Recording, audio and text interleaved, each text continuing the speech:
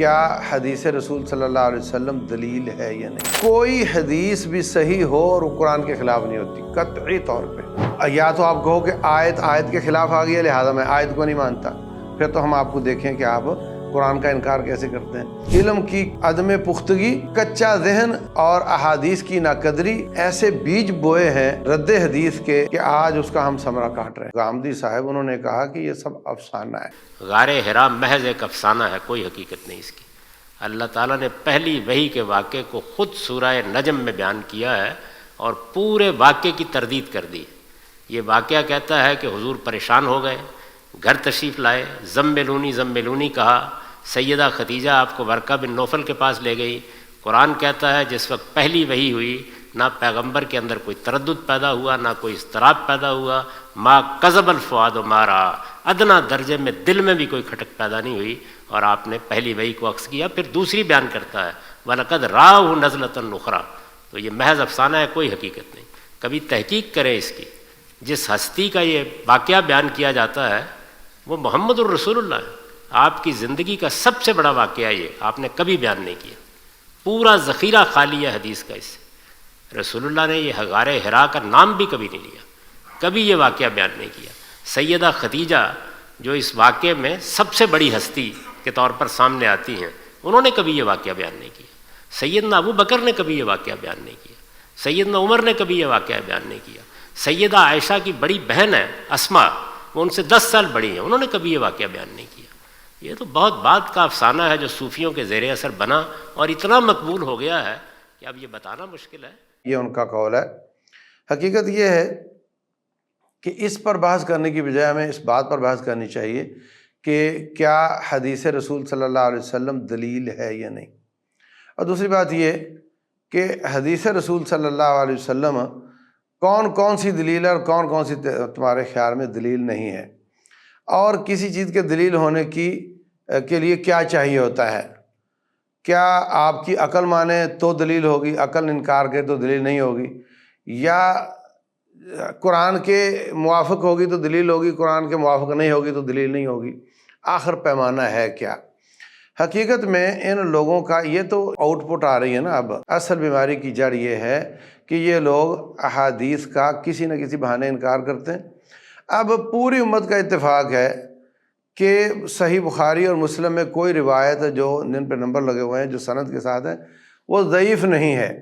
ساری امت کا اتفاق ہے، اس زمانے کے تمام علماء کا اتفاق اور اجماع ہے اس بات پر۔ اور اب آ کر تیسری حدیث ہے، اب اس کا انکار اس بنیاد پر کہ یہ قرآن کے خلاف ہے۔ اس طرح کی جو کچی باتیں ہیں وہ پہلے بھی لوگ کرتے آئے ہیں۔ ایک صاحب نے تفسیر لکھی اور اس میں اللہ فرماتے ہیں وَاذْكُرْ فِي الْكِتَابِ ابراہیم اِنَّهُ كَانَ صِدِّيقًا نَبِيًّا، ابراہیم علیہ السلام کا تذکرہ کرو، وہ سچے نبی ہیں۔ پڑھتے پڑھتے جب بخاری شریف کی یہ حدیث آئی، جب ساری دنیا سفارش کے لیے آدم علیہ السلام کے پاس جائے گی، وہ معذرت کریں گے تو نوح علیہ السلام کے پاس جائے گی، وہ معذرت کریں گے تو ابراہیم علیہ السلام کے پاس جائے گی، وہ معذرت کریں گے، یہ کہہ کر کہ میں نے زندگی میں 3 بار خلاف واقعہ بات کی تھی۔ انہوں نے لفظ جھوٹ کہا ہے، حدیث میں آتا ہے کہ میں نے 3 دفعہ جھوٹ بولا تھا، اس لیے میں اگر مجھے اللہ نے پوچھ لیا کہ آپ نے ایسا کیوں کیا تھا تو میرے پاس کوئی جواب نہیں ہوگا، لہٰذا میں سفارش نہیں کروں گا، آپ موسیٰ کے پاس جائیں۔ موسیٰ علیہ السلام فرمائیں گے آپ عیسیٰ کے پاس جائیں، عیسیٰ علیہ السلام کہیں گے آپ محمد کے پاس جائیں صلی اللہ علیہ وسلم، اور آپ فرمائیں گے انا لہا، یہ کام میں کروں گا، اور واقعتاً آپ ایسا کریں گے اور سفارش کریں گے پوری اولاد آدم کی کہ یا اللہ حساب شروع کر، اور اس کے بعد دوسری شفاعت کریں گے اپنی امت کی کہ یا اللہ میری امت کے میکسیمم لوگوں کو اللہ تعالیٰ ان کی سفارش سے معاف کر دے گا، تو یا بہت زیادہ لوگوں کو معاف کر دے گا۔ مقصد بات کا یہاں پر یہ ہے کہ ابراہیم علیہ السلام فرما رہے ہیں کہ میں نے 3 دفعہ جھوٹ بولا تھا، جبکہ قرآن کہتا ہے اِنَّهُ كَانَ صِدِّيقًا نَبِيًّا، وہ سچا نبی ہے۔ تو جن صاحب نے تفسیر لکھی انہوں نے کہا دیکھو قرآن کہہ رہا ہے سچا نبی ہے، حدیث کہہ رہی ہے 3 دفعہ جھوٹ بول رہا ہے، تو سوچنے کی زیادہ ضرورت نہیں، حدیث کو کاٹ کر پھینک دو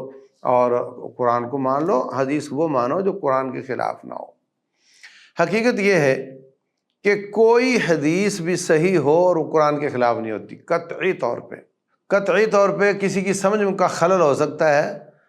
قرآن کے خلاف حدیث نہیں ہوتی، نہ کوئی آیت کے خلاف ہوتی ہے، وَلَوْ كَانَ مِنْ عِنْدِ غَيْرِ اللَّهِ لَوَجَدُوا فِيهِ اخْتِلَافًا كَثِيرًا، اگر یہ قرآن غیر اللہ کی طرف سے آیا ہوتا تو اس میں اختلاف ہوتا، آیتیں سے ٹکرا رہی ہوتی، اور ایسا بالکل نہیں ہے،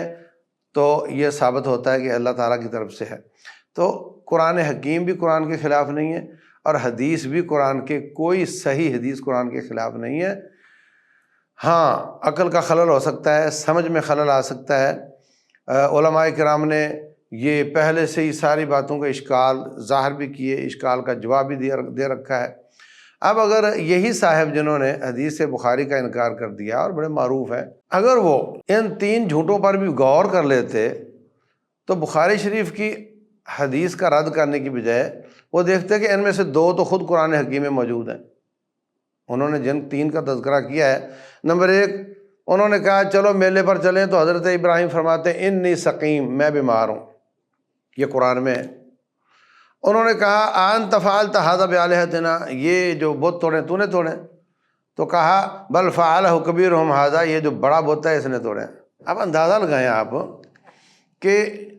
اگر آپ ان 2 آیتوں کو قرآن کے ہی صدیق النبیہ والی آیت کے خلاف نہیں مانتے تو کوئی عذر بیان کرو گے نا، یہ تو 2 ان میں سے تو قرآن میں ہے، ایک حدیث میں ہے کہ یہ میری بہن ہے، سارہ میری بہن ہے، یہ حدیث میں ہے، اور یہ 2 قرآن میں موجود ہیں۔ تو یا تو آپ کہو کہ آیت کے خلاف آ گئی ہے لہٰذا میں آیت کو نہیں مانتا، پھر تو ہم آپ کو دیکھیں کہ آپ قرآن کا انکار کیسے کرتے ہیں۔ اور اگر آپ اس کا کوئی نہ کوئی بیچ میں جمع کرنے کی شکل اور ایک دوسرے دونوں آیتوں کی آپس میں مطابقت کی شکل نکالو گے تو پھر وہ تیسری جو حدیث میں آتی ہے اس کی بھی مطابقت کی شکل علماء نے نکالی ہوئی ہے، اس وجہ سے اس کو بھی قبول کرنا چاہیے۔ تو یہ علم کی عدم پختگی اور کچا ذہن اور احادیث کی ناقدری ایسے بیج بوئے ہیں رد حدیث کے، انکار حدیث کے، کہ آج اس کا ہم ثمرہ کاٹ رہے ہیں۔ اس طرح کی اور کئی چیزیں ہیں۔ اگر کوئی لڑانا چاہے تو قرآن کو قرآن سے بھی لڑا سکتا ہے۔ مثلا ایک ناسمجھ آدمی یہ کہہ رہا ہے کہ دیکھو اللہ تعالیٰ فرماتے ہیں کہ موسیٰ علیہ السلام نے ایک بندے کی مدد کرنا چاہی اور اس نے آپ کو مدد کے لیے پکارا، وہ بنی اسرائیلی تھا قبطی کے خلاف، تو حضرت موسیٰ علیہ السلام نے اس کی مدد کرتے ہوئے قبطی کو مکہ مار دیا اور وہ جان سے گیا۔ یہ تو قرآن کی آیت ہے۔ فَوَكَزَهُ مُوسَىٰ فَقَضَىٰ عَلَيْهِ، تو موسیٰ علیہ السلام فرماتے ہیں هَذَا مِنْ عَمَلِ الشَّيْطَانِ إِنَّهُ عَدُوٌّ مُضِلٌّ مُبِينٌ، یہ جو مجھ سے ہو گیا ہے نا، یہ شیطان کا عمل ہے۔ اللہ تعالیٰ سے معافی مانگی، اللہ نے معاف فرما دیا۔ تو اب وہ کہتا ہے کہ موسیٰ علیہ السلام نبی ہیں اور قبطی کافر ہے اور بنی اسرائیلی ان کا مومن بھائی ہے، تو مومن بھائی کا ایک نبی اور رسول تعاون کرتا ہے، اس کی مدد کرتا ہے اور مارتا ہے کافر کو اور کافر مر جاتا ہے، تو کہا یہ شیطان کا کام ہو گیا ہم سے۔ تو ثابت ہوا کہ کوئی شخص بھی مسلمان کافروں کو قتل کرے گا، اللہ کے باغیوں کو، تو وہ شیطان کا عمل ہو جائے گا، لہذا جہاد کا تصور ختم۔ تو اب دیکھو آپ کہ اس نے کیسے آیت کو ایسے، جتنی جہاد فی سبیل اللہ، قتال فی سبیل اللہ، کافروں کو قتل کرنے کی، قاتلوہم حتی لا تکون فتنہ فاضربوا فوق الاعناق، گردنوں پر مارو، واضربوا منہم کل بنان، جوڑ جوڑ پر مارو، سب کے مقابلے میں اس آیت کو لا کر کے لڑا دیا۔ اگر آپ لڑانا چاہتے ہیں تو بے شمار لوگ قرآن کو قرآن سے لڑانے کے لیے تیار بیٹھے ہیں، اور اگر آپ تطبیق چاہتے ہیں، دونوں کو جمع کرنا چاہتے ہیں اور سمجھنا چاہتے ہیں، تو پھر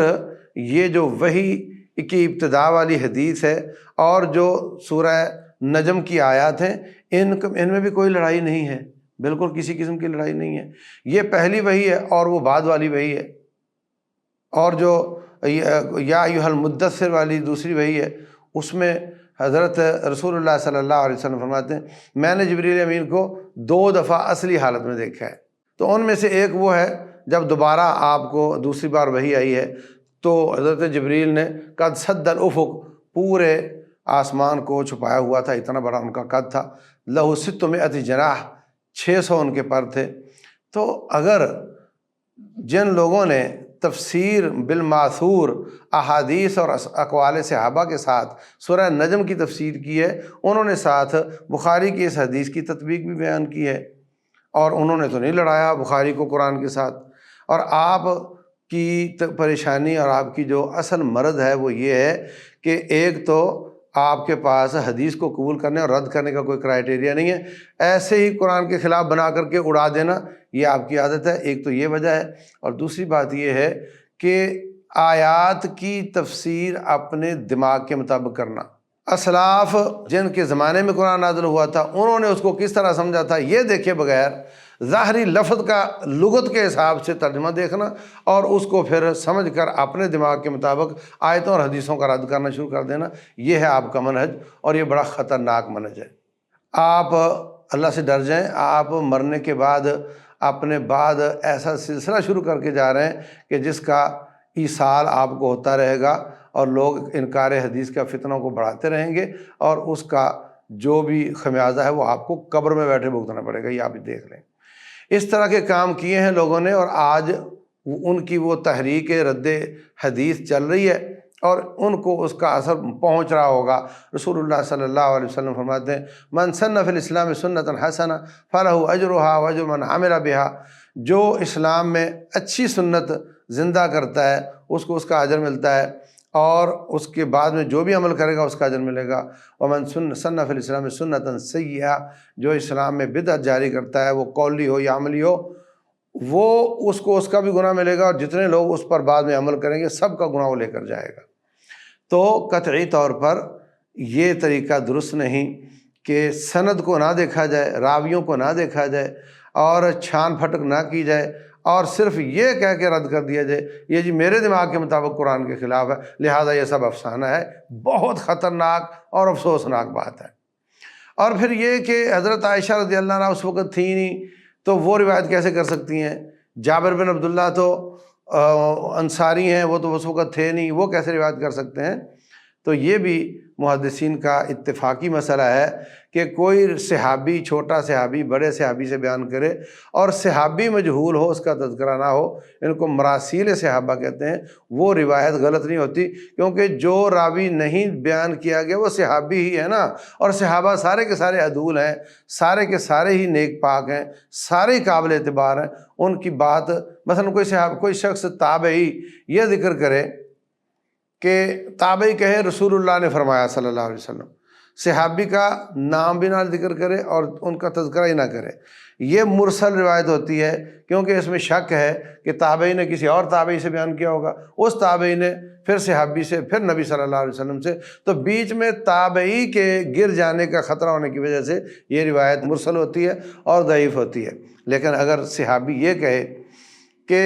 مجھے ایک صحابی نے بیان کر دیا ہے اور اس کا نام نہ لے تو کوئی حرج کی بات نہیں، اس میں کوئی بھی صحابی ہوگا، کوئی بھی ہوگا، وہ نیک ہی ہے، وہ پاک ہی ہے، اور اس کی روایت قبول ہی ہے۔ اور اگر وہ تذکرہ اس کا یہ بھی بات نہ کرے کہ مجھے کسی صحابی نے بیان کیا ہے تو بھی وہ روایت قبول ہے، اس لیے کہ صحابی وہ صحابہ سے ہی بیان کرے گا، چھوٹا صحابی بڑے سے بیان کرے گا، اور وہ نبی صلی اللہ علیہ وسلم سے بیان کریں گے، حتیٰ کہ صحابی کا ذاتی قول، اور وہ قول میں وہ یہ نہ کہے کہ نبی صلی اللہ علیہ وسلم نے فرمایا ہے، وہ کہے میں یہ کہہ رہا ہوں، تو اگر وہ بات وحی کے بغیر معلوم نہیں ہو سکتی، اجتہادی بات نہیں ہے، تو تمام محدثین کا اتفاق ہے کہ وہ موقوف مرفوع کے معنی میں ہوتی ہے، یعنی ہے تو صحابی کا قول، مگر چونکہ وہ بات، جیسے ہم سے کوئی مسئلہ پوچھے کہ ظہر کی کتنی رکعتیں ہیں، ہم کہیں گے 4۔ اب یہ 4 تعداد بیان کرنا میں اپنے قیاس سے تو نہیں بیان کر سکتا، لا محالہ کسی حدیث سے مجھے پتہ چلا ہوگا۔ تو صحابی کہے کہ ظہر کی رکعتیں 4 ہوتی ہیں تو اس کو مرفوع اور نبی کا فرمان ہی سمجھا جائے گا اور اس کو قبول کیا جائے گا، اس لیے کہ یہ اجتہادی مسئلہ نہیں ہے، یہ وحی کے بغیر معلوم ہو نہیں سکتا، اگرچہ اس نے نبی صلی اللہ علیہ وسلم کا نام نہیں لیا، مگر وہ روایت صحیح اور نبی صلی اللہ علیہ وسلم کا فرمان ہی سمجھا جائے گا، اس کو موقوف فی معنی المرفوع سمجھا جاتا ہے۔ اسی طرح صحابی سے بیان کر دے اور اس کا نام نہ لے، تذکرہ نہ کرے، تو بھی وہ صحیح روایت سمجھی جاتی ہے، کیونکہ اگر کوئی گرا ہے بیچ میں تو وہ صحابی ہی ہے، اور صحابی کے گر جانے سے روایت پر کوئی اعتراض نہیں آتا۔ اس لیے یہ تمام باتیں حافظ بن حجر رحمۃ اللہ علیہ نے بخاری کے مقدمے میں، شرح کے مقدمے میں اور دوسرے علماء نے بیان کیے، پرانے اشکال ہیں، پرانی شراب ہے جو نئی بوتل میں بیچ رہے ہیں، سارے اشکال بھی پیدا ہو چکے ہیں تاریخ میں، ان کے جوابات بھی 99% کے ہو چکے ہیں، کوئی نئی بات نہیں ہے۔ لیکن چونکہ آپ کو سکرین میسر ہے، آپ کو ٹی وی میسر ہے، اور آپ کی بیان دور تک، آپ کی بات دور تک جاتی ہے، اس لیے آپ وہی پرانے اشکال گھسے پٹے لا کر آپ آیات کے ساتھ یا آیات کو احادیث کے ساتھ ٹکرا کر اس کا رد کر رہے ہیں۔ آپ بڑے خطرناک موڑ پہ جا رہے ہیں، آپ کا کردار بڑا ہی خطرناک ہے، آپ کو اللہ تعالیٰ سے ڈر جانا چاہیے۔ اس کا نتیجہ صدیوں تک آ سکتا ہے اور اس کا نقصان آپ کو ہو سکتا ہے۔ رب ذوالجلال توبہ نصیب کرے اور جو میں نے عرض کیا سمجھنے اور عمل کرنے کی توفیق دے۔ واللہ اعلم، وصلی اللہ وسلم وبارک علی نبینا محمد۔